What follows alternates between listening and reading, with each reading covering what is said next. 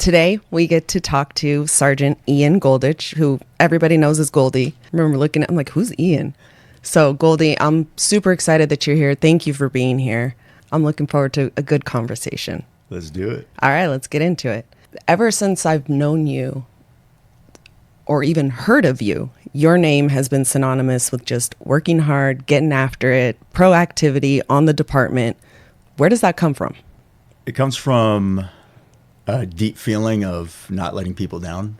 Like any assignment I've ever been given or small task, I feel like it's so important to get it done correctly because it not only reflects me, but it also reflects the people that I'm associated with, my family. How you do anything is how you do everything is something that I really believe in. So no matter what the task is, it's important. Like when I was in boot camp, I cleaned toilets and I did a damn good job too. So whether it's cleaning toilets, sweeping, mopping, or, hey, here's a big assignment for your station, like being asked to put together a project or a large training, it's all the same to me. Boot camp, which branch? Navy. The Navy. Nice. Do you think that has a lot to do with your discipline and how you are now today? When I went to Navy boot camp, I was 30 years old. Okay. I'd already been a deputy for 8 years, and I was assigned to the Rancho Station. Sometimes I look back and I think, man, what was I thinking? Yeah, I was about to ask that. Because I took 5 months leave without pay to go halfway across the country to Great Lakes, Illinois, and it was the winter time, and it was freezing, and I've never been in cold like that before. And going there was an experience that, yeah, it reshaped me in several ways. But being disciplined, and I don't know, I think about this a lot. Like I think and reflect constantly about my life and experiences and how did I get to be here where I'm at with this personality. I don't know. It started, we are who we are from our experiences and the people we encounter from the time that we're little babies to toddlers to teenagers, and we're constantly evolving. The question, can people change? Absolutely, they can, and they do. Yeah. Sometimes for the better and sometimes for the worse. So going into boot camp at 30, I was already pretty disciplined, but it was other life lessons that I learned there that definitely made me a better person. I have to ask, so at 30, what was the decision behind that? The decision was I had always wanted to go into the military. Okay. It was something from when I was a little kid I wanted to do, and I wanted to go into the Army after high school. But I also loved to play football. I wasn't great at football, but I liked to play. I don't believe that. And so I played football at Pacific High School in San Bernardino. Okay. And I went and I played 2 years at College of the Desert, Palm Desert. And I told myself, okay, I'm just going to do 2 years at College of the Desert, play football, and then I'm going to go into the military after that. But then life happens. Right. And life happening means a lot of different things to a lot of different people. And for me, what happened was I got a pretty severe neck injury playing football, and that changed the course of my life's plan. I ended up having neck surgery. I had my C6, C7 vertebrae fused together with cadaver bone. Oh. And sometimes I think maybe whoever's bone I got, I don't know, but maybe that had some influence on making me, I don't know. And from there, I healed up from my surgery. I ended up going to Chaffey College in Rancho Cucamonga. I saw they were hiring for police cadets.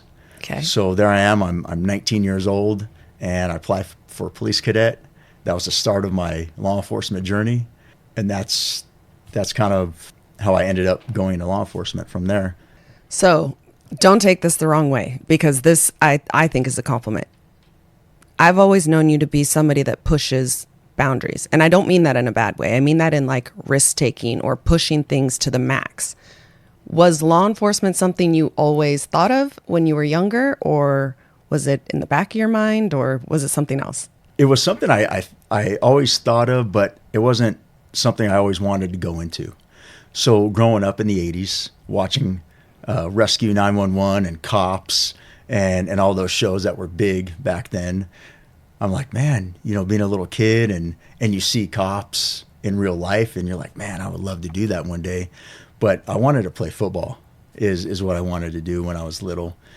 Going into this business really started to evolve and gain momentum when I was a cadet at Chaffey College, because there I got to encounter all these old retired cops who took on second careers as being these police officers at Chaffey College. And they had all these stories. Yeah. And these stories just like drew me in. And I'm like, I couldn't hear enough of them. Like, tell me more. Tell me more. Yeah. Tell me more about it.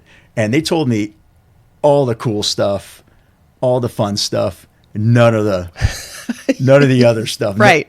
None of the other things that you don't find out until you're in the middle of these things that are less sexy, less exciting.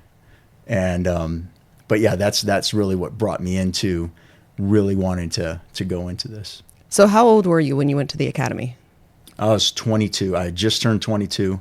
So I went from Chaffey College to the probation department, where I was a probation corrections officer at Central Juvenile Hall, Gilbert Street, in 2002. And then back then it used to take a long time to get hired. Yes. So I applied in January of 2002. Got hired in December of 2002, and then started the academy January 2003. So you have been on more than 2 decades. Yep. And you're a sergeant now. Yep. And I think that I wouldn't say it's underrated, because I think a lot of people really know how much sergeants do, right? But I don't even remember my first captain, if I'm being honest. I remember my sergeants, my watch commanders, the people that when I was a brand new baby deputy, wide-eyed, right, are just giving you advice, telling you what to do, bringing the day-to-day. Explain to me a little bit about like that responsibility and how you approach it.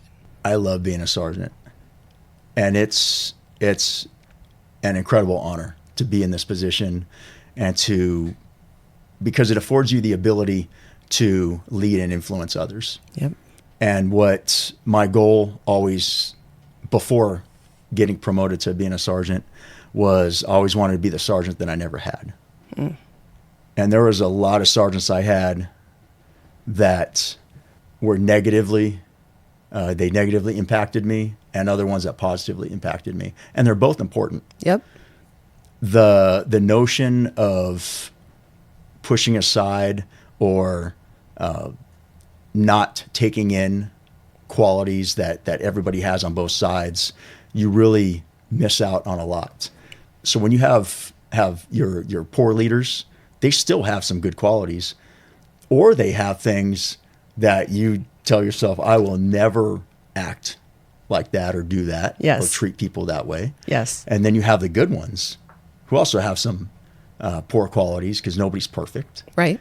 And I think it's learning leadership it's like life. We're in a continuous FTO program that never stops. From the time that we're born, we're coming into contact with different people. We're getting new and different information, and we get to pick and choose what we want to keep and what we don't want to keep. And being a sergeant, I'm the culmination, the way that I lead and the way that I want to influence people of many different leaders that I've had thus far. And my goal is to make sure that people feel loved and appreciated and valued, and to build people up, because I've seen enough where you have people in leadership roles. And I say leadership roles because they're not leaders. Yeah. Just because you make a rank of something doesn't mean you're a leader. Right. You can have someone who is at the lowest level, and I'm not even talking about sworn personnel. Right. They can be at the lowest level of any job description, leading people, because they have that influence over people, and they make people feel wanted. And that is my goal in this position, is to reach out to people, let them know that they are appreciated, the work that they do, no matter how big or how small. Yeah. And to keep them engaged, because people don't leave organizations, they leave leadership. Ooh. Yeah. And that is why it's so important. And it's a never ending cycle of learning and experimenting. And I say experimenting because everybody that we encounter, every person is different. Yeah. They come from different families, neighborhoods, backgrounds, cultures. They have different values. And it's important that we reach out to them. We learn about them, who they are, and what's important to them, because different things are important to different people. And once you can learn about the people that you work with, you know how to reach them.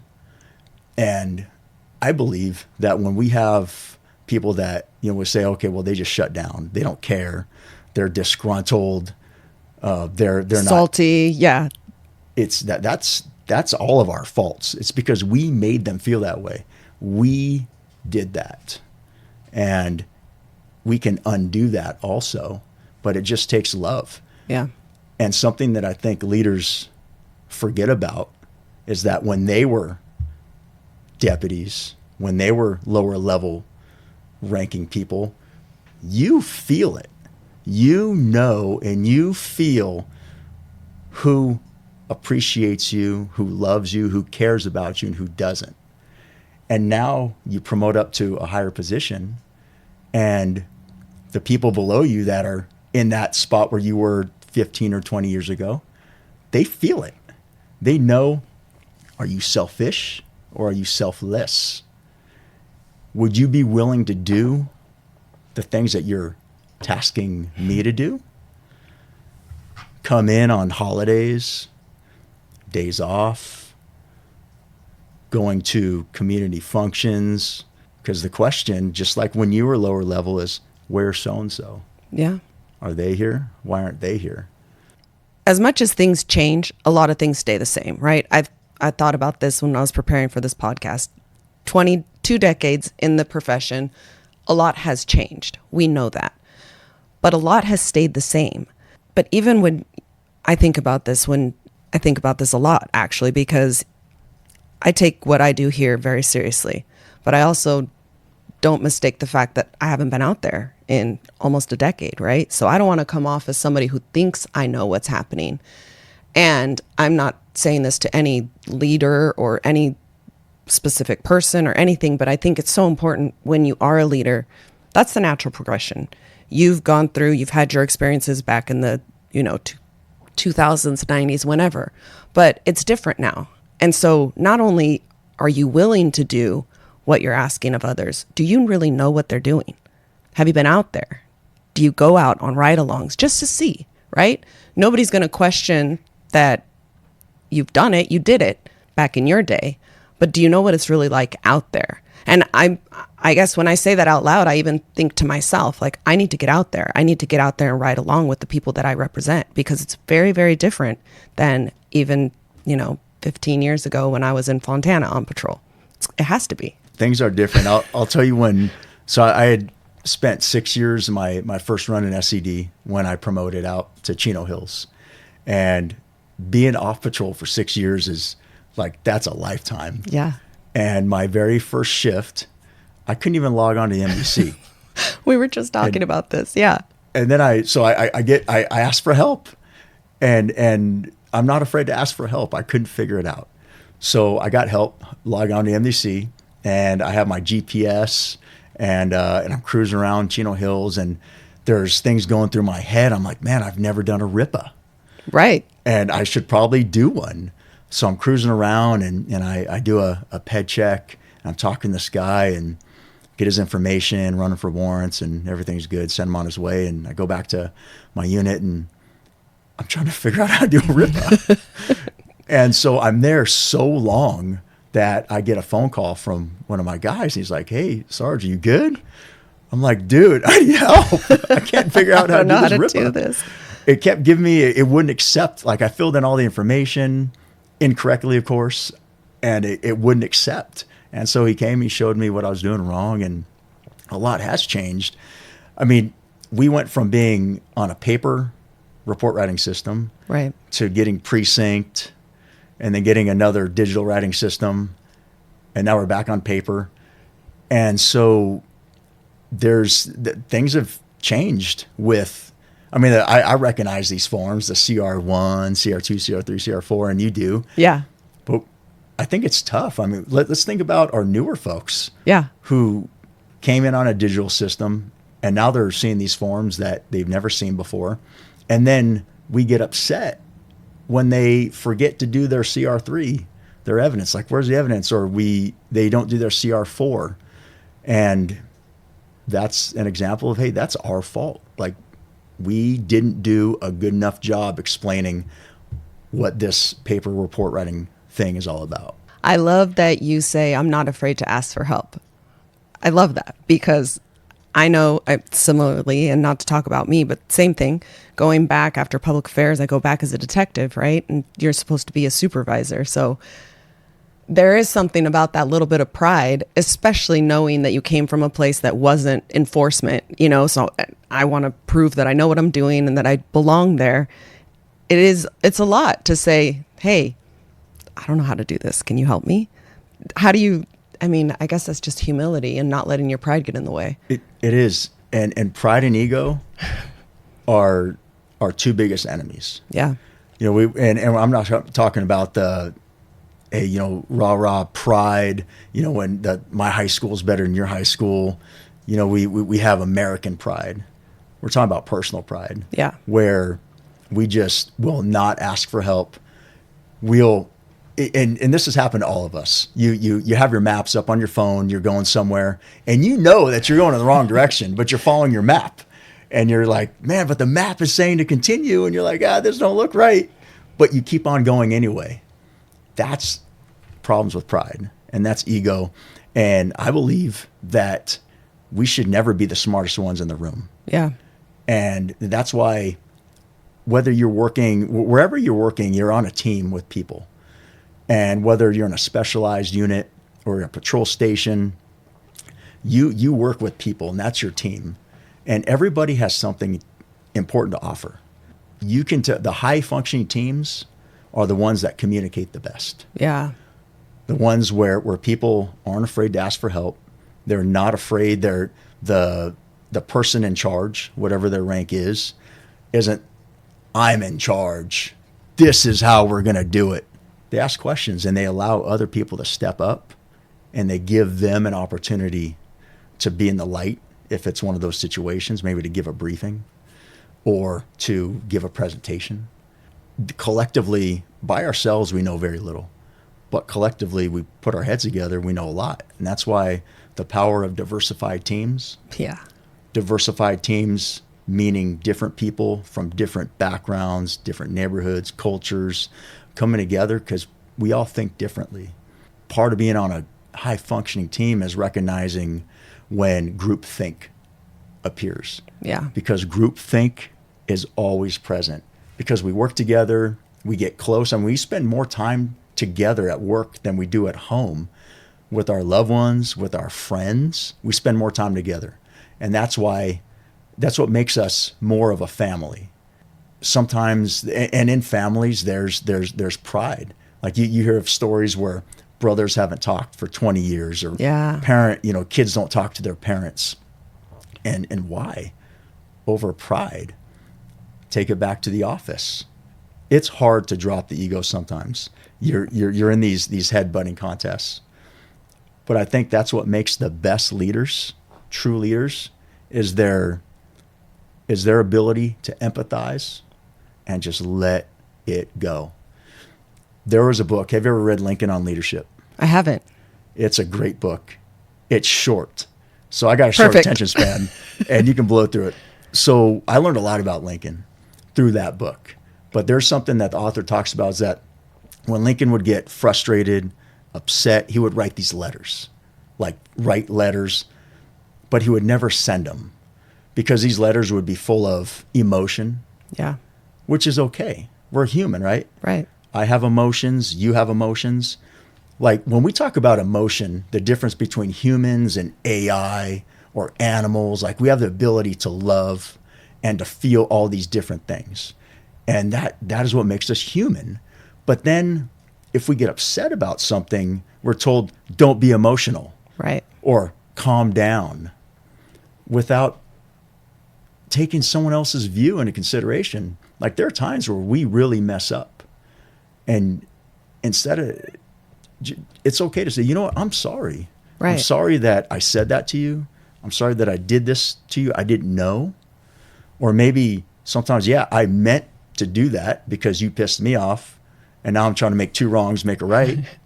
But the ability to have empathy and grace to give to people is what makes a good leader, because the understanding that people aren't perfect, and it's never going to be perfect. Right. Whether you're talking about a sports team practicing the same play over and over and over, and they can get that play just miraculous. It's perfect. It is like the Sistine Chapel at practice. You're right. But then when it's game day, everything falls apart, because that's real life. Yeah. And to not get upset about that is important. So Lincoln wrote these letters, but he never sent them. And so that's something that I do in my head with my self-talk. And I'm not crazy. But it's all right. A little bit of crazy. No, I'm just kidding. Little bit of crazy. But I think it's important that we reflect a lot. So not dwell. So dwelling is where we look back at the past and we get upset about it. We get depressed, and it keeps us from living. Right. Reflecting is thinking about the things that knocked us down, really knocked us down, or figuratively speaking, and thinking, hey, how did this happen? Why did this happen? How could I have prevented it? If I'm faced with this challenge again in the future, what can I learn from it? Because we always want to be learning. Yeah. And so I'll write these letters in my head to people, but I'll never send them. And by doing that, it gives yourself closure, and it really helps with just letting it go. I was going to say, it gives an outlet. It gives an outlet, and just let it go. That's why I love physicality, physical activity too, because it really is, it's just the epitome of giving it an outlet, whatever's happening. And I know obviously physical fitness is huge to you. It happens to, I mean, it always has been. Ever since I've known you, you've been fit, right? Always. It's, and again, I don't know how I got here, but even from the time I was a little kid, maybe from watching the Rambo movies and the Terminators, and you see, like, as a little kid, you see these massive men, and it's like, man, I want to be like that. Yeah. I want muscles like that. I want to be athletic like that. And that could have had some type of bearing on me. But yeah, being physical, playing sports, and I'll tell you, growing up, playing sports really kept me straight and narrow. I remember my fear in high school was of not having my grades high enough, or of getting in trouble, and I couldn't play football. Yeah.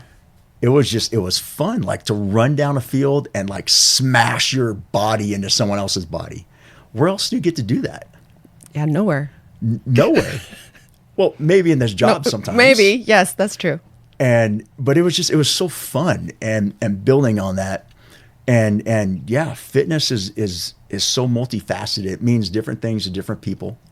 A fit person is living a better life than someone who is not. And that goes into even deeper. And it's not about muscle. It's not about losing fat. It's about feeling amazing.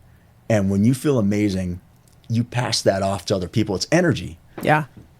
Energy is this thing that I think about a lot too, because energy, you can't see it. It's like this invisible force, but energy creates more energy. So it's like, I tell people, man, the more you work out, the more energy that you expend, the more you get. Yes. Which is like crazy. And I don't even understand like quantum physics or whatever that is, but it's something. And it's so, in a book somewhere. That's got to be some sort of law, some physical law. Yeah, where's Siri? We need to ask Siri. Yeah, we should Google it. But you know it because you live it, you feel it. Yep, it's real to you. It's real, and it feeds your brain. When you're feeling great, everything is better, and especially when you start the day with a tough workout, bring it on. Nothing else in the day is going to be that rough, and so that feeling you pass off to your family, to your friends, to your coworkers. Other people see it and they feel it. Like when you walk into a room and you're feeling like $1 million, and I do every day, that other people feel it, and then they ask you, and this is where I come in with I got a life's mission, and it's to help people out of ruts and to feel better and to do better. And you goes in these questions about like, man, how can I do this? Man, it starts with some discipline, which is tough. It is tough. And then the discipline, not only to working out is just a little piece of it. The nutrition is a really the roughest part. And then it goes into other aspects of addiction. And depending on who you ask, they can say our biggest addiction problems are with illegal drugs or prescription drugs, pornography. I think it's with food. I think this is true because I keep myself on a calorie deficit. That means that I eat the lower recommended amount of calories for myself. So about 1,600. You eat 1,600 calories? Yes. Wow. And calories, and I don't know how deep you want to get into it. Not all calories are created equal. Yes. Calories go into your macronutrients, so your proteins, your carbs, your fats, and it's different numbers of protein being my highest macro that I consume with the calories. There are times where I'll walk by like Cinnabon. So you walk by and you smell the sugar, the butter. Yes. Right? Yes. Okay. And just by me saying Cinnabon and talking about, right, like the yes, aroma. it's like it wafts around you and just calls you in. And it'll make your mouth water. Yeah. We're addicted to these foods, to the sweet, the cinnamon, the sugar, that frosting topping. And that's what makes it so hard. Like it starts calling to you. But then that's where the discipline comes in and said, I'm not going to have one. Or you can work that into your macros. It's not about, you don't have to live this dull life of not enjoying these foods. Like you can have it, but that's going to consume like maybe a third of your macros for the day, depending on how big of a piece you have. So it's a discipline of giving and taking, but staying within your calories for the day. And that's rough. And that's what a lot of people have the problems with. And then it goes into, what am I supposed to do when I go out with my friends? Right. Right? They want to drink. They want to get wings and pizza bread and all these foods. Like, what am I supposed to do? Garlic knots and mozzarella sticks. Right. Oh, garlic knots. Sorry, I could go on because I think now that you mention it, I probably am addicted to food. Yeah, exactly. We all are. We all are. And it's something like, hey, I recognize it. It's like we're having an AA meeting right now. Yeah. I'm gonna start, hey, my name's I need Goldie, a coin. and I have a problem. Yes. And you identify the problem, which helps you attack it. Hey, go out with your friends, like have a great time. But if you have a problem with drinking, and that's a whole nother thing, then don't even have one drink. And this is how I think about my calories. So if I'm gonna have 1,600 in a day, and if I'm gonna go out, like I know I'm going to go out that night, I'll just have maybe 800. And then I'm always in a fast. And then I'll have the other 800 when I'm out. But 800 goes quick though. It goes quick, but it stops there. So you got to pick and choose wisely. Am I going to have the spinach cheese dip? Because that is so loaded with fat. Yeah. Like there goes my 800 calories. Yeah. Or maybe I could have like the ahi nachos, remove some of the chips out of there because they're deep fried, and I can have more of the ahi fish. Like it's picking and choosing, but you have to be committed. And commitment is really where the success comes in. Are you committed to this or not? Because we're all committed to something. Yeah. You're either going to be committed to getting yourself healthy, or you're going to be committed to hanging out with your friends and drinking and not doing what you should be doing. You're either committed to sitting on the couch and staying home and not working out, sleeping in, or you're committed to being a little uncomfortable, waking up a little bit earlier. And it's hard getting out of bed, like especially when it's cold and it's winter right now. Yeah. Getting out of bed earlier than you have to. These are things that you don't have to do, and you're doing them to improve yourself. And it's not just yourself. Like for people with kids, They watch every move you make. Yeah. They watch their parents, and you want to do something. The best thing you can do for your kids is you want to positively impact their lives as early as you can with fitness, because you don't want them to grow up and be overweight. You don't want them to grow up and get early onset of type 2 diabetes, have high blood pressure. You want them to live healthy lives. Well, they're going to do everything they do is from watching you. Same thing at work. Yeah, I can think of a lot of leaders, and you talk about physical energy, you talk about presence, right? We learn about command presence day 1 of the academy, day 2 maybe, like right at the beginning. And just hearing you describe that starts with really how you walk in a room. And then I'm thinking back to what you said about starting the day with discipline, getting out of your comfort zone, doing something hard, getting a win first thing so that you can walk into the rest of the day at least with the win in your column, because life's hard enough. Yeah. Life throws wrenches at us all the time. And sometimes we see things coming and sometimes we don't. Yeah. And it can hit us hard. But if you're feeling great, like if you're already operating at 100% and you get whacked with something from left field that you don't see coming, yeah, it can hurt, but it's not going to knock you down. And when you feel great and your presence is there for your people and you're showing up and you're supporting them and they feel loved and appreciated and valued and they know that you got their back, and even if they mess up, because we all mess up. Yeah. None of us are perfect. And I say that because it's so important that we have grace for people and understanding. And when the shift throws wrenches at you and things happen, your people will produce for you. They will work for you. You can have teams that just lacked a lot of motivation, because caring or not caring is contagious. Yeah. You either have a team of people who cares, or a team of people that just doesn't care. And, there's Sheriff Dicus says the give a shizzle meter. Yeah. Where is the give a shizzle meter? And sometimes it's very low. Sometimes it's very high. And it always comes back to who's leading. Agreed. So you were generous enough to allow SEBA, and when I say SEBA, I mean Chris, right, to do this film on you. And one of the clips in the film is you presenting to the academy.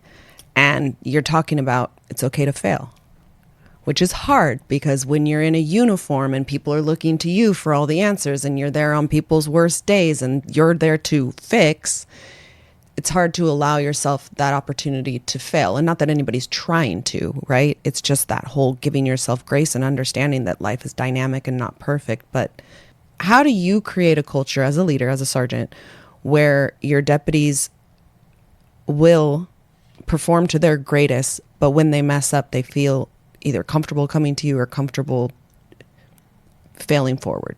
You cannot lead by fear. There are so many leaders that we have. They're fear-based leaders. They're the ones that walk around, and when their people see them, they turn around and walk the other way. Yeah. Because they don't want to encounter these people. You need to lead with love. And what I mean by that is that the love and understanding that mistakes happen, and to instill in your people, to make them feel comfortable, to come to you with problems. Because fear-based leaders don't get a whole lot of problems because people are afraid to go to them. Yeah. They're afraid to say, hey, this happened. And if that's not happening to you, then maybe you need to rethink about the way that you're treating your people. To instill an atmosphere, an environment in the office where no matter what happens, it's like kids coming to parents. Parents want their kids to bring their problems to them, mm-hmm. to help them, not necessarily always to solve the problem, but to help them learn from it, no matter what the problem is. Like if a kid sneaks the car out and scratches the car, backs into something, that the parent would hope, or let's say if a kid is out and they have some drinks, yeah, the parent would want the kid to call for a ride Yes. instead of driving Yes. drunk. That's the same kind of environment that we want at work, that we want to create. And with fear-based leaders, I often think to myself, man, if this is how you treat your people at work, like, how do you treat your family? How are you treating your wife, your kids, your dog? I believe that the way that you treat your loved ones at home should be the same way that you treat your people at work. Everything is fixable. And that's my attitude. We're in the business where bad things happen. It's quite literally the foundation of why we exist. Bad things happen and then we respond, right? And we have perception reaction times, and sometimes just not a whole lot of time to make the best decisions possible. And those are the times where we really need to really embrace those mistakes. And by our leaders, by me telling my people, hey, it's all right. We're going to get through this together. This has happened to me before, and now it's happening to you. And let's learn from this so it doesn't happen again. I'm one of the most imperfect people that you'll ever meet, that I'll ever meet. And by not feeling like I'm perfect, I don't believe it. And I tell other people that, then it opens the door. It invites people to share and say, you know what? I'm not perfect either. Well, now maybe we can come together and learn from this and be better from it. You made the example of teenagers, and I guess I'm just sitting here because I have 2 teenagers at home, and yeah, the struggle is real, right? And I don't just mean it in parenting, but it's universal, like what you said. But I'm thinking about whether it's teenagers, whether it's deputies, whether it's your other family members.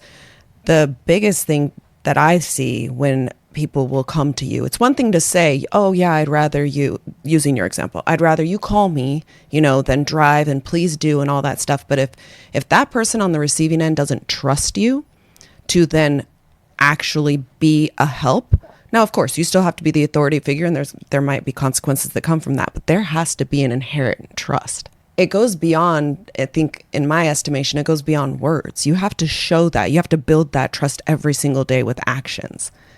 Yeah. And I hear that a lot from you. Give me some examples of maybe how you build that trust with your team. Trust and loyalty is the foundation for a team and for a family.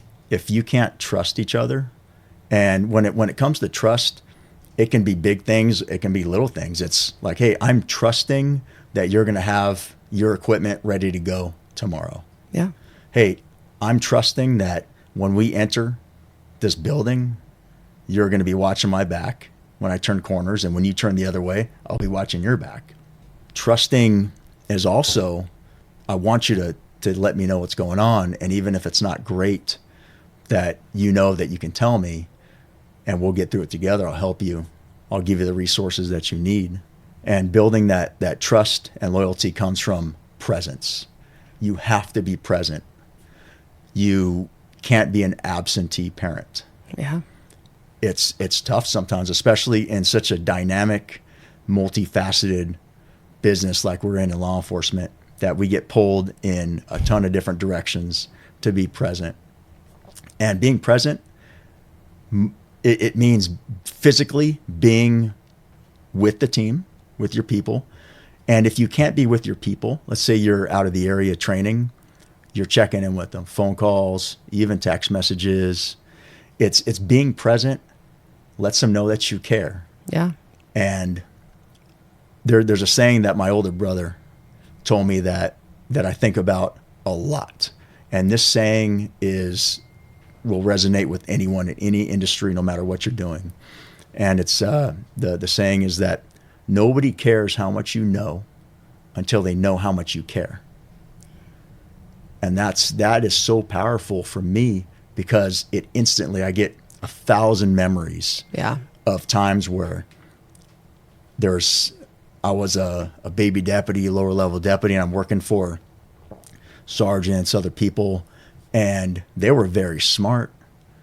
They knew a lot, but they just didn't care. And how do you know that? It's like asking someone, You know, do you feel God? Do you feel loved? Do you feel valued? And people will say yes, or they'll say no. And sometimes they can explain it, sometimes they can't. Yeah. And people don't have to explain anything. You feel it. You feel it in your body, in your heart. And people feel when they're working for people, whether they're loved or not. And with your fear-based leaders, their people will do what they're told to do, because we're a paramilitary organization. We have to rank and structure.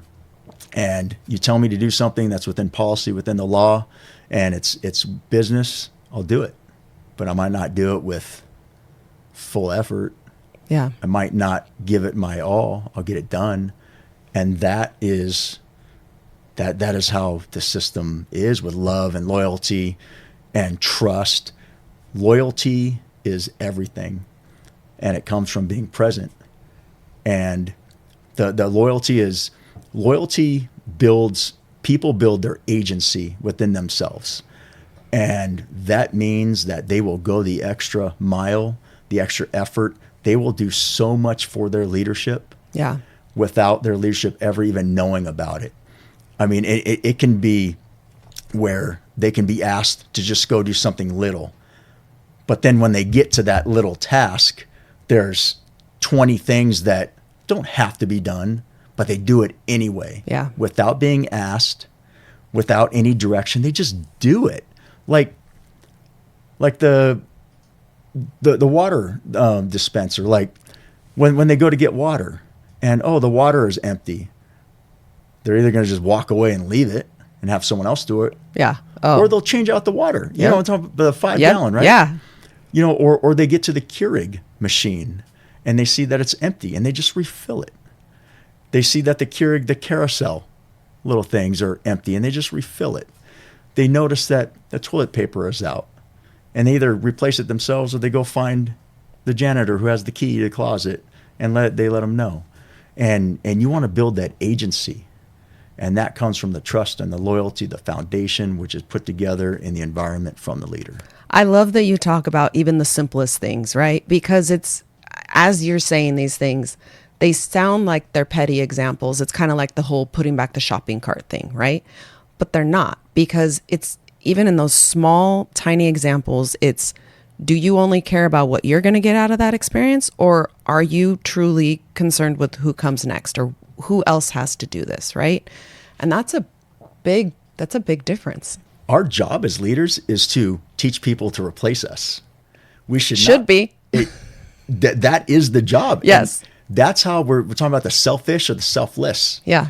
Anybody in a leadership role should have a team that can replace them instantly. Yeah. So if they're out on vacation, FMLA, injury, whatever, there should be someone that can step up into their spot and just run with the team, whatever they're doing. A good leader is quiet when things are happening, because they have enabled and they have empowered their team to make decisions and to go to work. Allow them to go to work. Yeah. There's a saying in SED that one of the guys brought in called hungry eyes. You should allow your people to have hungry eyes, which means they're always looking for work, and let them go to work. They shouldn't, your team, and again, this is in an administrative office where you're removing staples and you're typing. It doesn't matter what you're doing. Yeah. Your people should feel empowered that when decisions need to be made, that they're trusted to make them. Yeah. When actions need to be taken, they're trusted to take those actions. And they're because they've built up the agency, the personal inside to do so.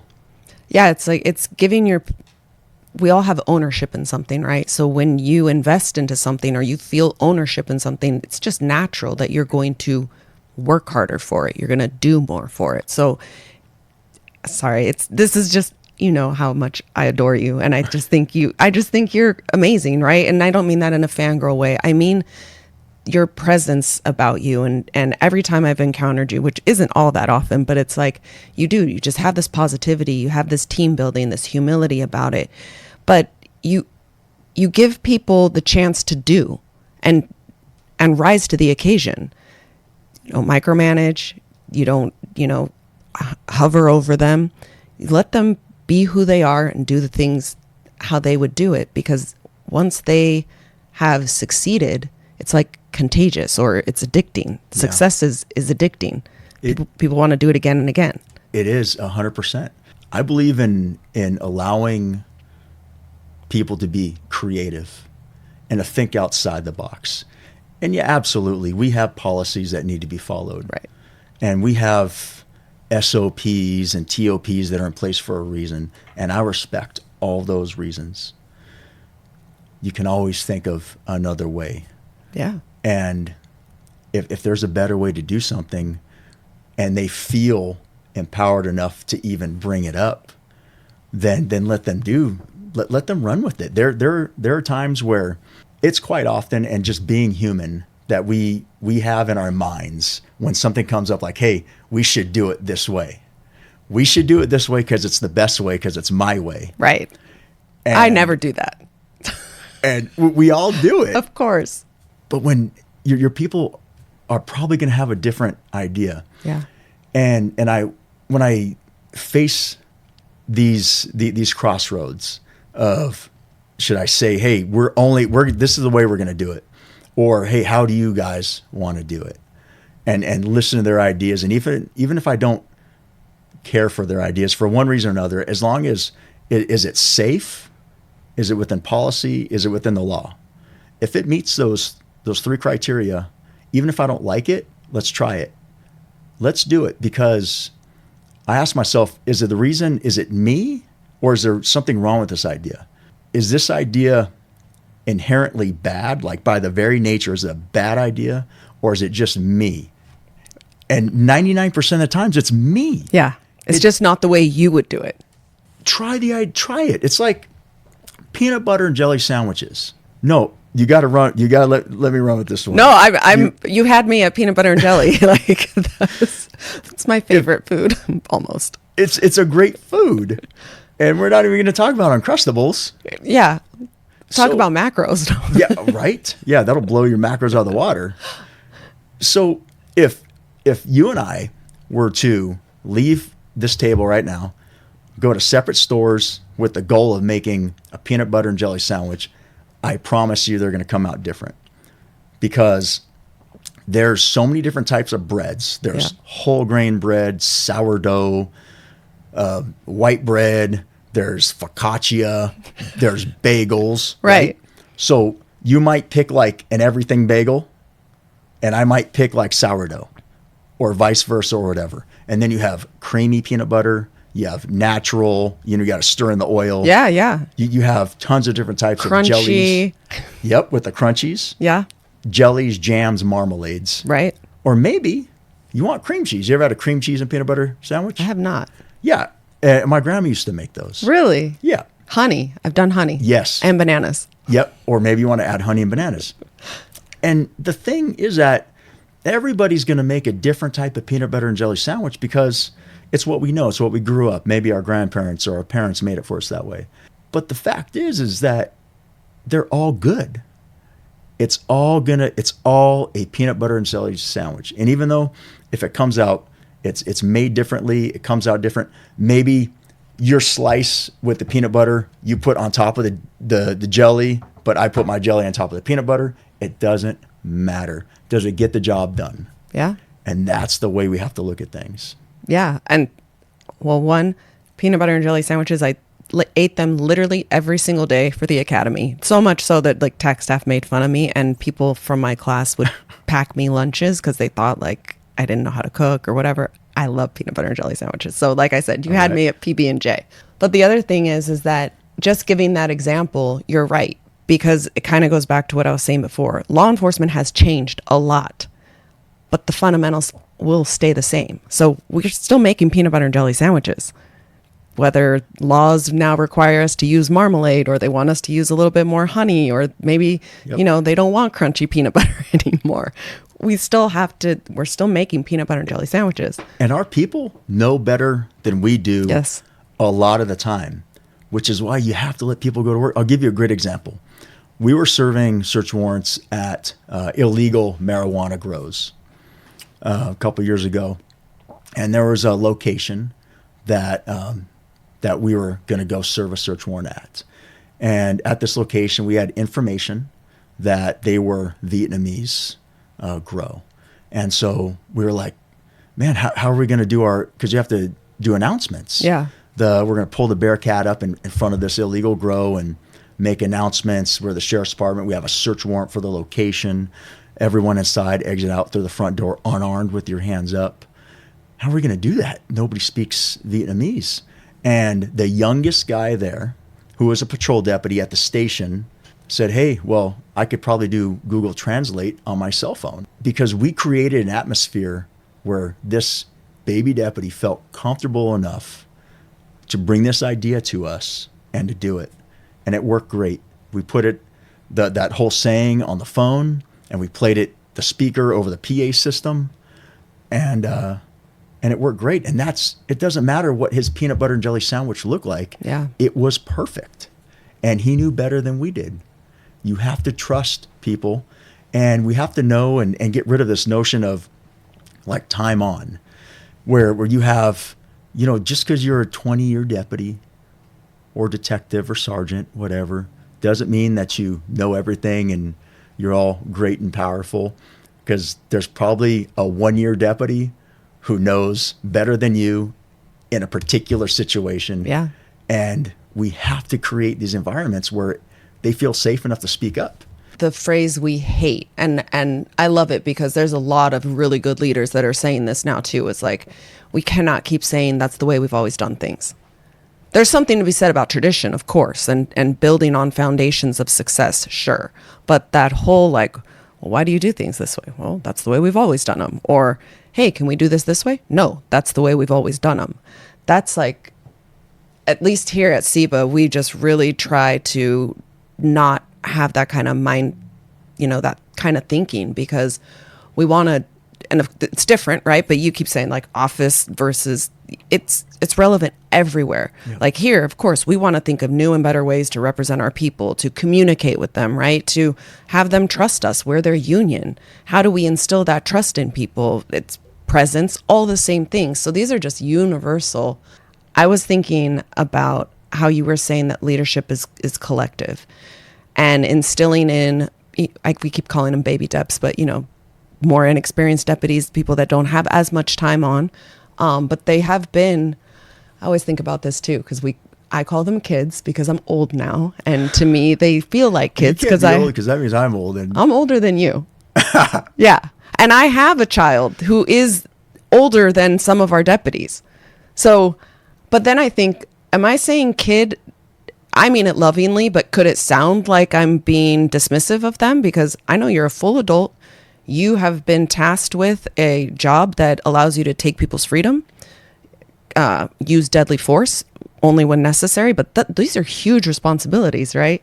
So even sometimes I try to check myself and say, I say it lovingly, baby deputies and kids and stuff, but truly these are adults with great ideas, their own leadership, their own background, right? But instilling in them the confidence to be able to bring forth ideas and really shape the future, like you said, to replace the leaders. That really is the idea. You should always be replaceable. Our mindset of succession planning can never be ending. It's got to be infinite. Yeah. Which means that there is no ending to it, because time passes by so fast. I mean, look at us now. And sometimes I think back, I'm like, man, where did the time go? I think we all do that at some point in time. And it's important. 2001 seems like it was just yesterday. Like when somebody says something in the 2000s, I'm like, oh yeah, that 2000s, it's new. And then my daughter goes, Mom, that was 20 years ago. No, it happens. And because of that, because time will pass no matter what. Yeah. We have to constantly be thinking about the up-and-comers, the newer deputies who are going to replace us. And that's important, because all of us are replaceable, and that's not a bad thing. It's not a bad thing.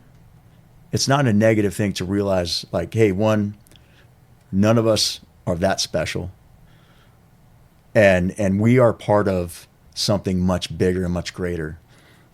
And in law enforcement, something that the fabric, holding the fabric of our communities together, responding to violent critical incidents. Yeah. And that is what is special. We are part of that, and we're very fortunate to be part of that.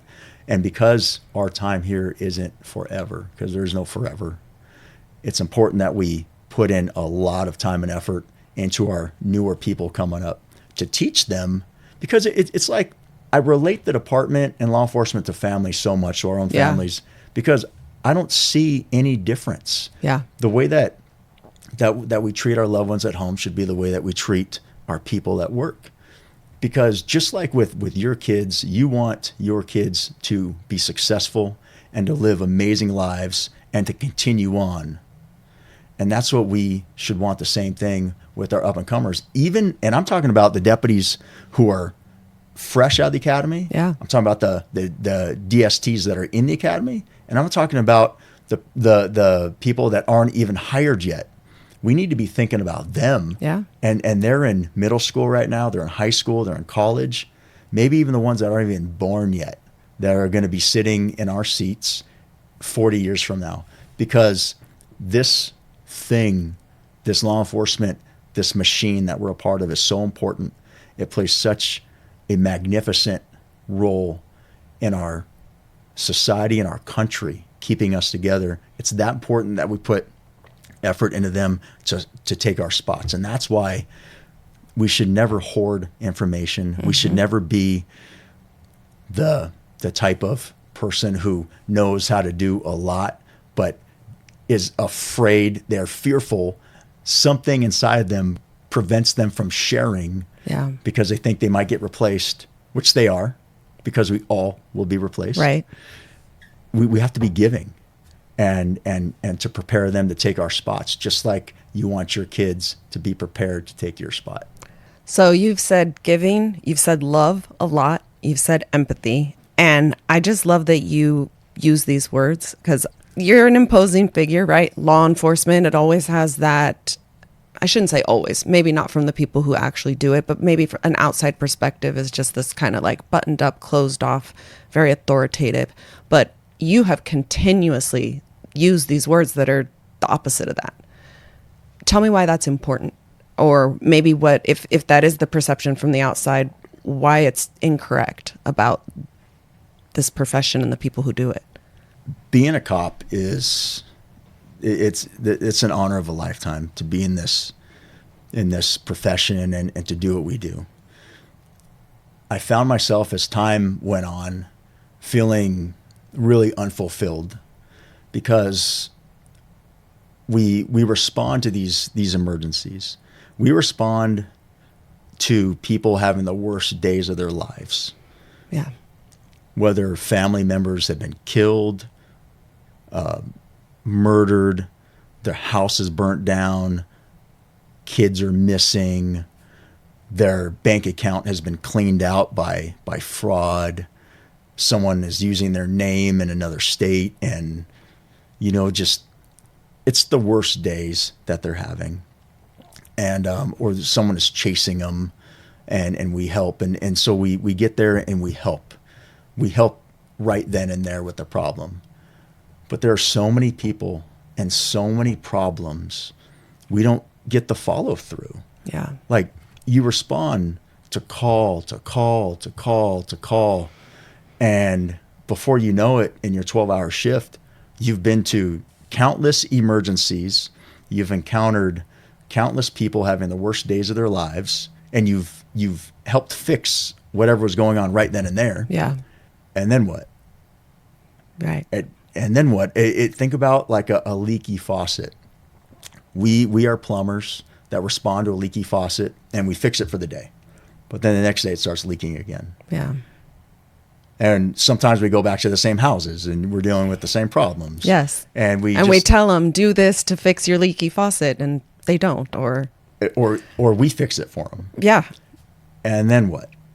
Like and we know that it's going to keep leaking because there's only so much we can do right then and there. Yeah. And that point in time, because we have to go to the next call. Yeah. Or, it's just, we don't have the time. That's not the way the system is designed, where we can have deputies stay at the house for days and days and days Right. and weeks and months. Well, we're also responding once it's broken down or once something has already happened. So all the years and months and weeks prior, we have no effect on either. We only get there at a certain point in time, which is hard too when you're expected to solve a problem that's maybe grown for 15 years or even 5 weeks or whatever it is. And I just feeling really unfulfilled, like I wasn't doing enough. And again, how do we become who we are? I don't know, but I've always had this inner calling to do more. And it goes back to not, my fear is of letting people down, of wanting to do more, but feeling like I couldn't do more. And that's where fitness, I thought, well, hey, maybe I can use this fitness thing to reach deeper into people's lives. Yeah. Because something that we know to be true is that thousands and tens of thousands of police calls that we've been on. And you think about the amount of problematic people, families that are having whatever issues are going on. Yeah. None of them are having a great day, and most of them are living pretty unhealthy lives. And when you are working out and eating healthy, and your body is producing these chemicals inside that make you feel great, and when you feel great, you start to do great. Yeah. People that are working out and eating healthy, for the most part, aren't doing drugs. For the most part, aren't living unhealthy lives. There's a lot of other things that encompasses a lot. Whatever an unhealthy life is, I think we can all picture something different. Right. They're living good lives, and it passes off to, if it's parents, to their kids, because if the parents are eating healthy, then the kids are probably eating healthy. Yeah. And then the neighbors see that, your friends, your coworkers. And so just years of kind of thinking about, like, how can I do more? Yeah. And how can I use this fitness thing to do more and to impact? Because something in law enforcement that we ask a lot of, the problem is, how do we fix this problem? Like, we have the revolving door of recidivism with the same people getting arrested over and over and over and over. How do we fix that?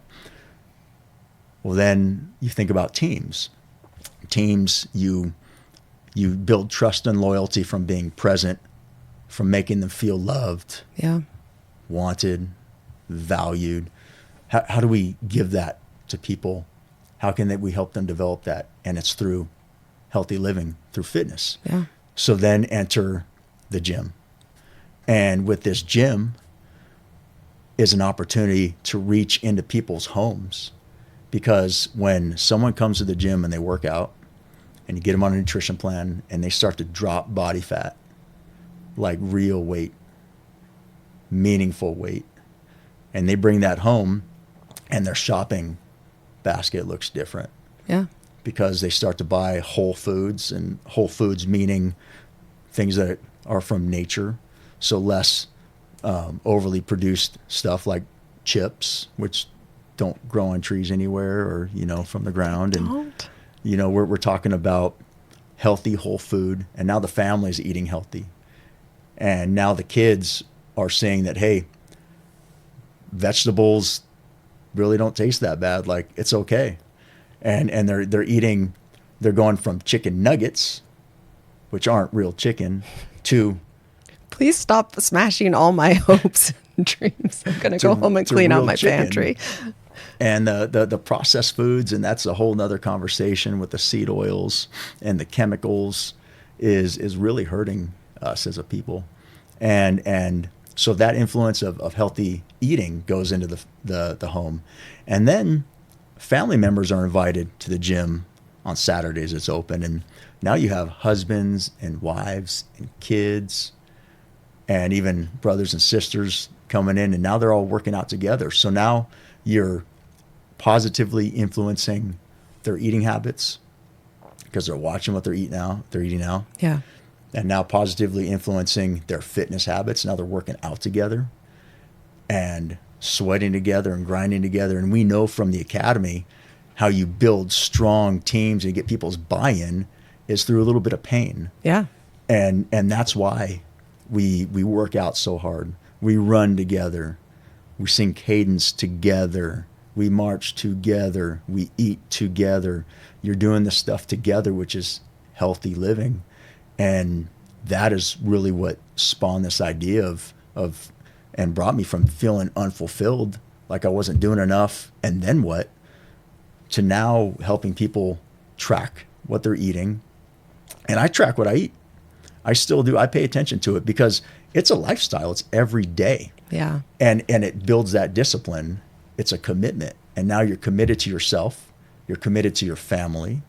You're committed to helping colleagues. I have members where they're bringing in their coworkers because they want to share this. It's something special and self-improvement. I would imagine you would get maybe accused of being a little extreme. So I hit the nail on the head with that one. What is your counter to that? Because I'm listening to you and I agree. I don't disagree, right? And I'm not, of course, here to have a debate. Sometimes, though, it seems like counting every calorie could have a possibly detrimental effect on people who do overthink that or are overwhelmed by that. Is there like a healthy balance or explain to me, maybe if that's the opposition or that might be a criticism, just explain to me where you're coming from or what your counter to that would be. I think extremes in any situation are not good. You should take sides from each end of the spectrum, whatever you're talking about. And there's goods and bads. And with the extremes is that some things that I do personally, I don't think are extreme, but some other people might think are a little bit extreme. But they work for me. Yeah. And when developing a fitness program or a nutritional plan for someone, I think it's really important to use the crawl, walk, run method. And what that method means is that you start out really slow and simple, not overly complicated, because you want somebody to buy in on it. Because if you start out too hot and heavy, they're probably going to quit because it's just too much. Yeah. It's too much information overload. It's, when the math doesn't start mathing and people get frustrated. Yeah. Because I don't understand how the macros work. Well, it's hard enough to walk past Cinnabon just in and of itself, but then to have to like track this and write this down and, that's a big difference. That's a big gap, right? Right. And so start very simple. And something that's really important are steps. And like I noticed when I was in SED, I would routinely get well over 5,000 steps a day. And in my new assignment, which is more of an administrative assignment, I'd stopped paying attention to my steps and I checked them recently. And I'm like, wow, I'm like 1,500 steps a day because I'm sitting more. Yeah. And I changed that. I recognized that was a problem to me. And so now I wake up even earlier than normal and I go and I walk for an hour. And by the time I'm done with my workout early in the morning, I already have about 7,000 steps. And so that's how I fix that problem.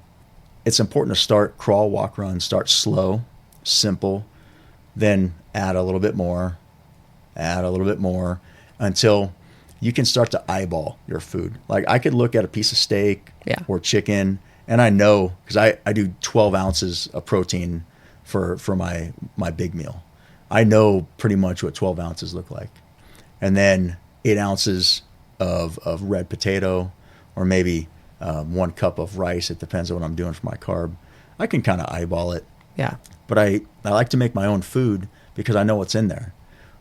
When you go out to a restaurant, and yes, I encourage people to choose the healthier options, but really you don't know what's in that rice. Right. I know that I use coconut oil in my rice. Well, the rice in the restaurant that you're eating at might be using corn oil sunflower seed oil, some other kind of seed oil, which you don't want. Yeah. And same thing with the steak. I know that when I know what's on my steak, just simple salt and pepper. But you get a steak at a restaurant, it's probably cooked with butter or maybe even margarine. So now you got fake butter. You just don't know what's in it. And it's the mindset. It's as simple as this. You got to tell yourself, change your mindset from, hey, this is a little extreme for me, to, oh, that's easy. I can do that. I can do that. Everything comes back to how we feel about ourselves and our self-confidence. When people are not self-confident, anything outside of their comfort zone, because comfort kills. Yeah. It's not good to be living a comfortable life. It means that you're not challenging yourself anymore. It could breed complacency, which we know complacency kills. Complacency kills. And everything comes back full circle to leadership and not being complacent, not allowing your people to get too comfortable. Once someone builds up their confidence, they start slow and they're like, oh, I can do this. I can do this. And we could be talking about middle-aged people, retired people. It's like working with kids. Once the kid feels confident, like learning how to swim, and then they jump off the edge of the pool into the water. It's the same thing with adults. Yeah. I want to talk about discomfort. And I know when I first started following you on Instagram, when you walked in, I was like, what is your obsession with burpees? And every time you posted, I'd be like, nope. But I like your answer to it because burpees are hard. I am a little obsessed with them. And it's not because I like them. That's something that a lot of people think I love. I hate burpees. Yeah. I hate them, but that's why I embrace them so much, because they suck. Yeah. And I don't like doing them any more than anyone else. But they're uncomfortable. They're hard. They're tedious. It gets boring doing them on the minute, every minute. There's so many other things I'd rather be doing. But it's that mindset. Like the physicality of doing a burpee is easy. It's getting over myself in my head to just get through it. And that is life. When we hit obstacles, roadblocks, we have to, we're either going to get through it or we're not. And if you can get through a savage set of burpees or any workout, or get through any type of being uncomfortable, and it's something different for everybody, get over ourselves, because it's ourselves. Everything is our pride, our ego, our own problems. Get over yourself. And when we can learn how to do that, no matter what we face, it's applesauce. It's nothing. Do you ever listen to the Huberman Lab, that podcast? Have you ever heard it? Okay, so he's I know who Huberman is. I don't listen to his podcast, so he's like a neuroscientist, right? So he's super, super brainiac smart, but he's also very physically fit. And so I love his podcast because it combines the two things, like really nerdy things and like very physical things. The whole point was he did a podcast once. There's actual studies that show that doing things you don't like is a benefit to building perseverance, discipline, character, which seems like common sense, right? But I like the fact that people actually studied it and put it on paper and actually measured, real measurements, because we can say mantras all day, right? And then there's the hard physical evidence that it just shows. So like, burpees, I don't like running. There's a lot of things that, I'm just sitting here thinking like, man, because life gets busy, right? Yep. And again, I don't want to make it about myself, but I'm sitting here like, yeah, I've been in a rut. I haven't been in the gym as much. And I keep telling myself it's because I don't have time, or I have this, or the kids are, in sports, and I got to stay hydrated, and I got to go to work, and I got to do all these things. But I used to get up every morning at 5 a.m. and go to the gym and get that win in the W column first. And there was very little you could do or say to tell me not to do it, even if I went to bed late that night, right? So again, not that it's about me, but I'm listening to you and I'm like, yeah, when you say you have no energy, probably the best thing to do to get more energy is to go work out, instead of saying like, I'm too tired to work out. Whatever people need to push themselves, and motivation comes and goes, because it's not every day that I mean, I don't wake up every day just like, feeling 100%. Right. But I do feel 100% when I'm done with my workout. And that's just years of discipline. I don't think motivation has anything to do with it, but whatever people need to push themselves. And I think it's okay to feed off your own fears, because we all have them. Fears, whatever they are. And something that feeds me sometimes is I have a fear of letting people down. Yeah. And I also have a fear of falling behind, like physically. And yeah, I'm getting older now. I mean, we all do. Everybody ages. But I never want to be last place. And that fear drives me to stay in shape, like to get that workout. It's what pushes me on vacation to get up early, wherever I'm at in the world, and go get my workout. Yeah. And to not overly indulge, because indulgence is comfort. It's drinking too much. It's eating too much of an amazing food. Like, have a taste of it. Get a small plate, but that's it. Yeah. Like that's it. Yeah. Have that discipline. Enjoy yourself, but whatever you need to feed your inside to push you, grab it, and let that fuel you. And it can be fear or regret, or you've been let down, or anything that can just propel you. Use it. Yeah. To get out of bed, get your workout, and move on. I know when I was on patrol or in uniform, right? Especially being a woman, but I'm sure this holds true for everybody, but I never wanted to be the one that couldn't like drag my partner from something, or, and I'm a woman. I'm not huge stature or whatever, but when push comes to shove, I wanted to instill that trust in my partners, that they knew that I was there, right? So that's a lot.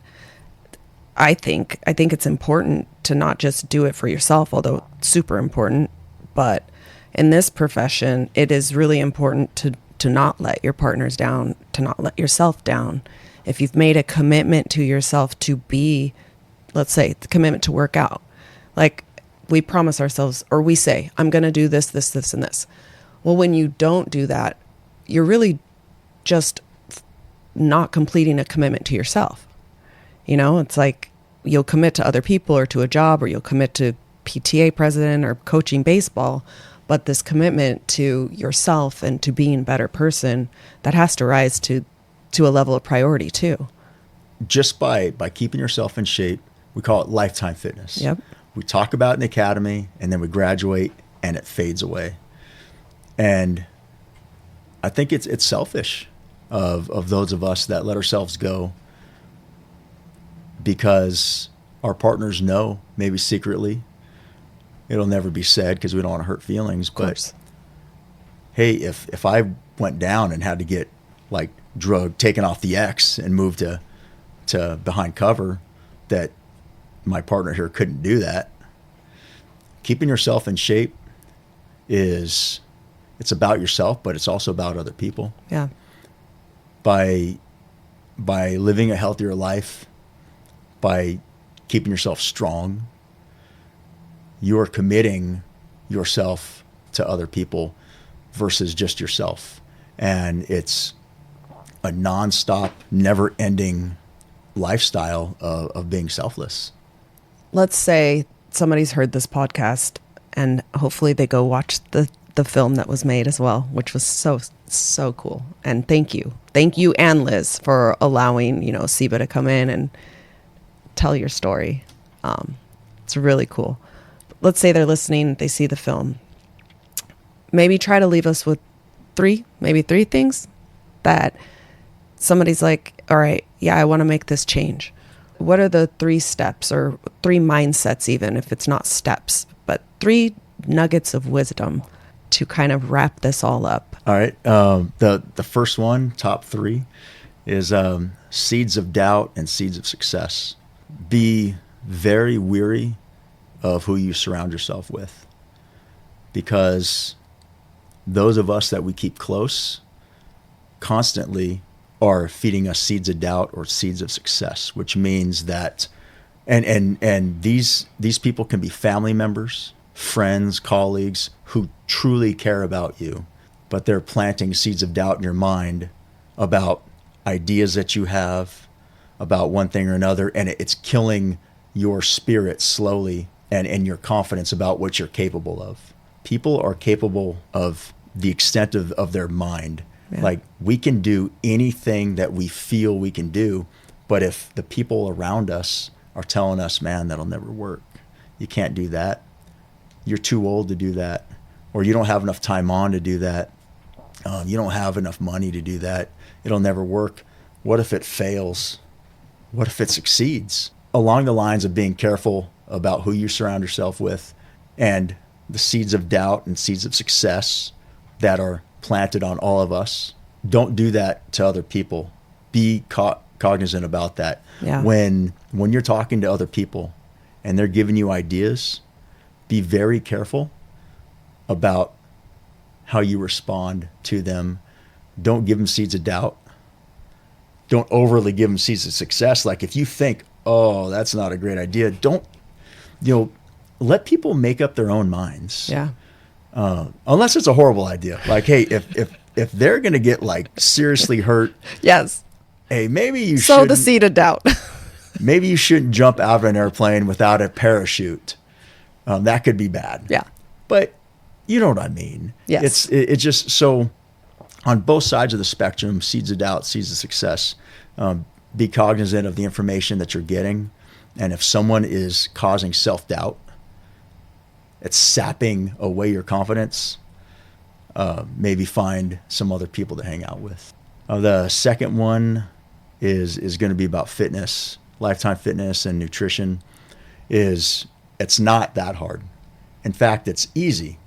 Waking up early is as easy as just waking up early. Getting your workout, whatever it is, and there's no workout plan system is better than anything else. Yeah. Whether you're a CrossFitter, a bodybuilder, long distance runner, swimmer, you want to play pickleball. Yeah. Pickleball's great. It is. Every workout plan is good as long as you do it. Just whatever you're going to do it. And the nutrition is easy. Like, you don't have to do any kind of math. And you don't even have to track your macronutrients. Just eat within reason. I'm a believer in fasting, and give it a try. Like, it is hard to not eat for a whole day, but give it a try. You might like it. You might feel really good after doing it. Embrace the suck. Embrace it, because it's really uncomfortable. Yeah. Especially when other people are eating around you. Like, you want to test yourself. You want it. If you're someone like me, and I'm constantly, I look in the mirror and I ask myself, like, hey, what are you made of? Like, what are you really made of? You want to test yourself? Sit at a table with people eating magnificent food, drizzled in melted cheese and sauces and all sorts of everything that just makes your mouth water, and don't have anything. Just sit there and enjoy their company and give them love. Don't be upset because you're not eating, and just have some water. Like, you want to see what you're made of? That is, sit at a table with people eating. Yeah, that's a tough one. That would definitely get you out of your comfort zone. And the third and final one is don't be afraid to be the leader within you, the leader that you want to be. People are either going to love you or they're going to hate you. And the hate comes from different things. Maybe they're jealous of you. Yeah. Because they want to have some qualities. They want to share those qualities, but their ego and their pride won't let them. Be the leader that you want to be. Treat people right, and have grace. Be forgiving. Make sure that whoever you're with, and you can be a low-ranking person, high-ranking person. It doesn't matter. Leadership doesn't have a rank. Yeah. You can have people with rank who are not leaders, and people only do what they're told by them because they have to. Leadership is the person that builds trust and loyalty and camaraderie and makes everyone know that no matter what happens, everything's going to be okay. And when bad things happen, which they do all the time in this business, that's why we're here, and the dust settles and the fog clears, they know that you're going to be there with them. And don't be afraid of criticism that you're going to get from other people in leadership roles. You might be told that you're too nice, and I don't even know what that means. You know, or can you be too nice to your wife, to your kids? It's important that you follow your heart, and you lead in the way that you think is best. And when people try to change the way that you do that, listen, hear people out, but you lead the best way that you can, treating people right, making them feel valued and wanted, and you'll never go wrong. Yeah, and it goes back to, I think, you know, how you started saying you're going to learn from the good and the bad. And it's a process. It's constantly evolving, constantly. Well, I have enjoyed this tremendously. I'm going to go home. I'm going to clean out my pantries. I'm going to set my alarm for 5 a.m. again. But seriously, for those who aren't lucky enough to work with you or who might be listening to this, let us know where we can find you. Fit Body Boot Camp in Redlands? Yep, Redlands Fit Body Boot Camp. Also on my Instagram, Goldie Actual, and try to make some videos on there to help motivate some people. And you can hit me up, send me a DM if you want to get started on a fitness program or nutrition. I'll help you, even if I don't know you. Thank you so much. I really enjoyed this, and I was looking forward to it too. So thank you to you and Chris and SEBA for this opportunity. This has been really awesome, and I appreciate you guys, and I definitely feel the love here, and look forward to doing it again.